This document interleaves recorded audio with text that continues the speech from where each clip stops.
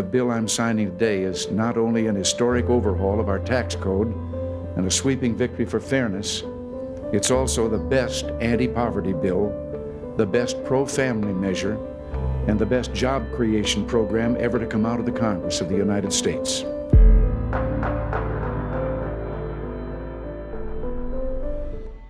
The Earned Income Tax Credit helps low-wage working families by reducing their tax burden and providing a refundable credit that helps them stretch their really tight budgets. Low-wage workers would get this credit to help them avoid raising their children in poverty and buy the things that they need that they couldn't otherwise throughout the year because they earn low wages.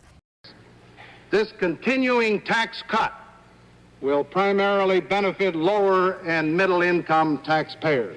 And because we've strengthened that safety net and expanded pro-work and pro-family tax credits like the Earned Income Tax Credit, a recent study found that the poverty rate has fallen by 40% since the 1960s.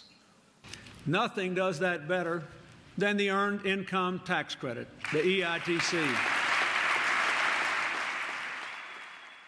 You work to support your family, but the paycheck doesn't cover the bills. That's the case for hundreds of thousands of North Carolina families. Some receive a tax break from the federal government. Today, a group of state lawmakers said it wants to add to that idea. Given the best data that we have from the state Earned Income Tax Credit, we know that about 900,000 individuals in North Carolina filed for the EITC tax credit, and we know that about 1.2 million children benefited.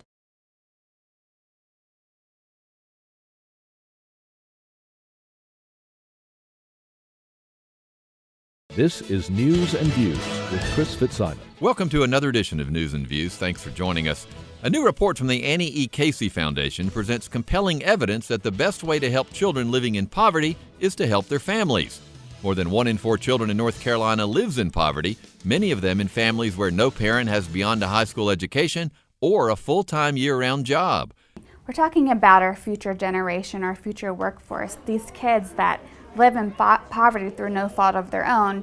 And it's really disturbing because what we know is for our youngest children, when they grow up in poverty, the stresses of living in poverty literally impacts the architecture of their developing brains. And research shows that if you grow up in poverty, you're less likely to graduate from high school, less likely to go to college, and more likely to stay poor as an adult. Policymakers can help support economic security and economic mobility among all North Carolinians by lifting up what works. In 1998 alone, the EITC helped more than 4.3 million Americans work their way out of poverty toward the middle class. That's double the number in 1993. Unfortunately, what we're seeing is this shift of the tax burden on low-wage working families that makes it far more difficult for them to get by. All of that means that low-wage working families in North Carolina are in a much worse place today than they were when we had the Earned Income Tax Credit. We're taught that if you work hard enough, if you do well in school, you'll be able to have economic security. But really the American dream is slipping out of reach for far too many North Carolinians because our economy is off kilter. And we just need better public policies to give everyone the fair shot that they deserve.